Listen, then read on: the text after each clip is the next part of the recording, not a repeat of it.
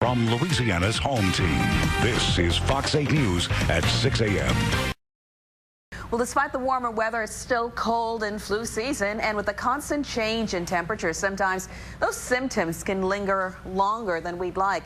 Dr. Meredith Maxwell from Touro is here now with some safe and natural preventatives and remedies. Good morning. Good morning. I know this is early for you, but we thank you so much for coming in.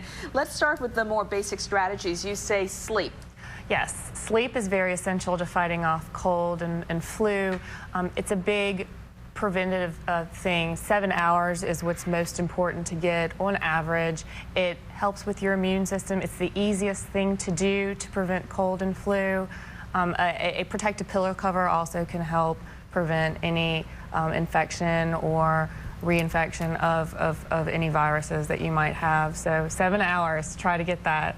That's a good place to start, which is kind of hard for us. When you say a protective pillow, what do you mean? Like there are allergen covers for pillows to kind of help fight bacteria, viruses, things from the down pillow that might come out at night. So it helps with symptoms. You can get those anywhere? Sure.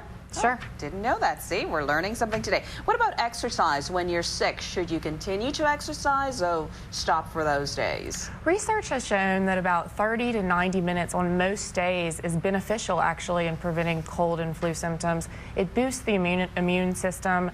Now, moderate is the key here.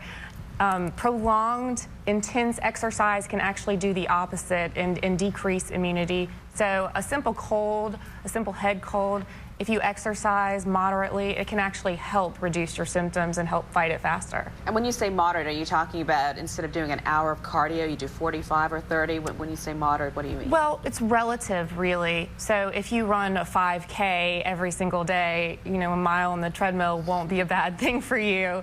But if you're used to doing an hour a day, maybe cut it down to 30 minutes. And where does a hot and cold shower play a role in this? Temperature regulation, temperature changes has been shown to boost the immune system actually. So the theory is that if you step into the shower after your shower is going, you can turn on the hot water for about 30 seconds, as hot as you can stand it, and then go cold for about 10 seconds and repeat this about 3 times, ending with the cold.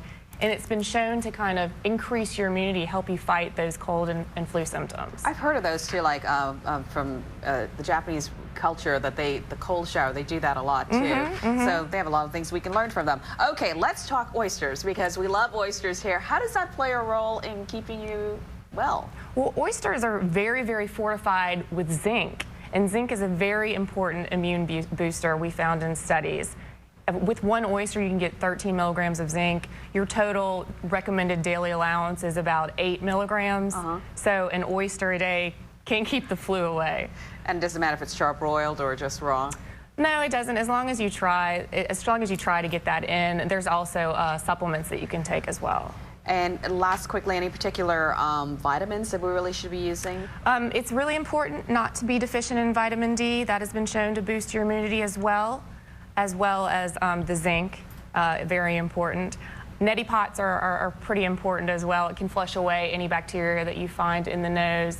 It's nasal saline irrigation, so that can help as well. And if you're nervous about trying the neti pot because of the risk factors we heard of recently, what do you say to those patients? Filtered water is very important. Clean your neti pot with warm soap and water. You don't want to reinfect yourself or transfer from others. So you just got to know how to use it, what to do. Otherwise, it's pretty safe.